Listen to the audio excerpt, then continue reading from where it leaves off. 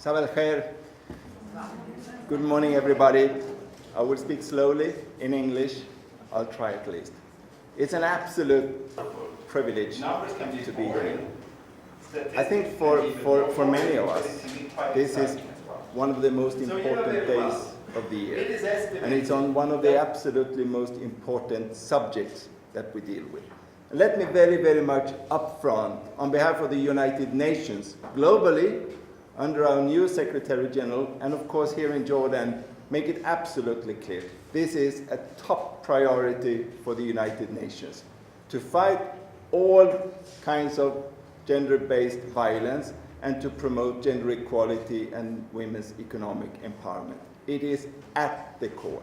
And I think that's extremely important that we keep that in mind. And we will continue doing everything that we can from the United Nations to promote this agenda in Jordan. Now, the principle of this year's campaign is leaving no one behind. And this is, as you know, also at the absolute core of the Sustainable Development Goals. And leaving no one behind is absolutely, most importantly, about one thing.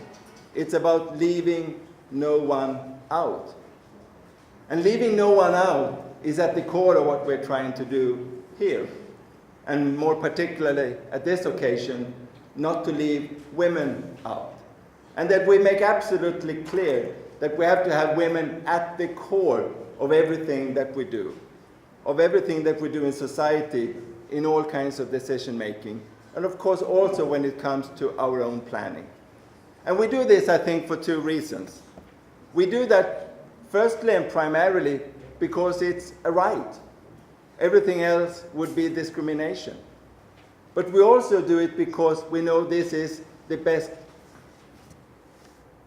way of doing things. We know that we get better results if we include women all the way through the development processes. But we also know, and this is one of the few occasions when actually women hugely outnumber men in any of the many meetings or any of the many occasions. I think you and I, Andrea, Syed, we are in a minority, and it's not that often that we, the men, are in a minority, isn't it? And I think that's quite symptomatic. And it's, of course, a little bit troubling for me to see that, because honestly speaking, today, I would have been more happy if it would have been the other way around. Because I think we, the men, we have to acknowledge that it starts with us. We have to acknowledge that empowering women and ending gender-based violence is not about women.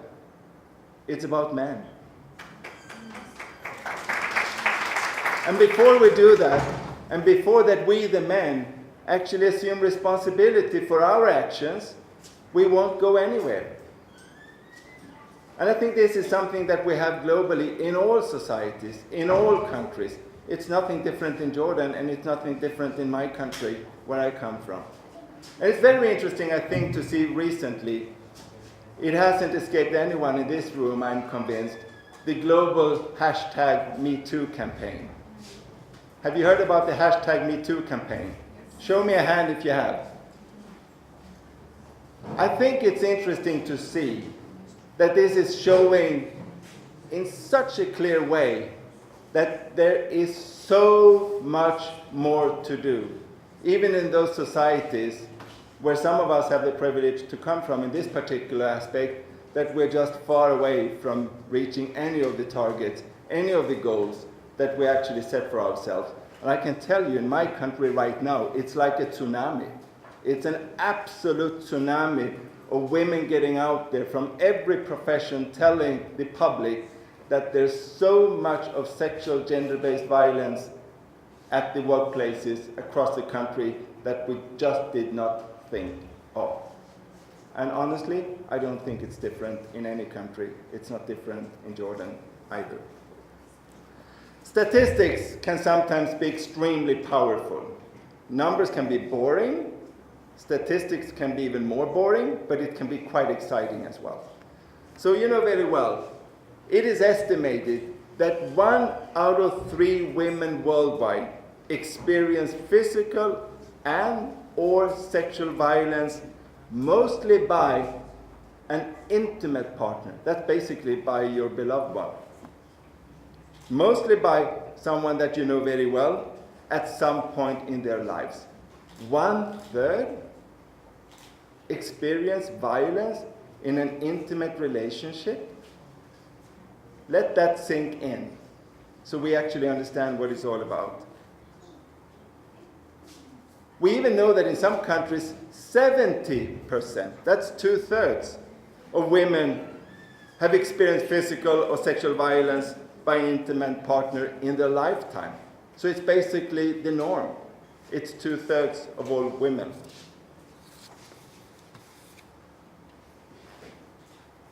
We know a couple of things about this as well, though. We know that combating gender-based violence, it has to start at very, very early ages. We know that the norms, it's something that we really take with us from early days of our lives. We know that from the studies that we have made, that in 50 out of 64 countries, boys justify violence more than adult men. And in more than 1/5 of these countries, over 50% of all boys do. Did you get me? The justification of violence among boys is about 50% in a high number of countries. I think it's staggering, because that's about our values, that's about our norms, that's about what we think is normal behavior. So, more than 50% believe that is normal behavior. I think that's really something that we have to take extremely serious. Unfortunately, we also see that young girls, justify violence more than women. That's also something to keep in mind, and that's something that we may also reflect on. Now, coming to Jordan, we know very well that we have some work to be done in Jordan as well, isn't it? We aren't there yet when it comes to combating sexual or gender-based violence, as well as promoting gender equality. In recent surveys that we have done, and together with the 2012 population, with the demographic and health survey, we saw quite a number of interesting data coming out of it. We saw, for example, that 1/3 of all women aged between 15 and 49 have experienced physical violence since the age of 15.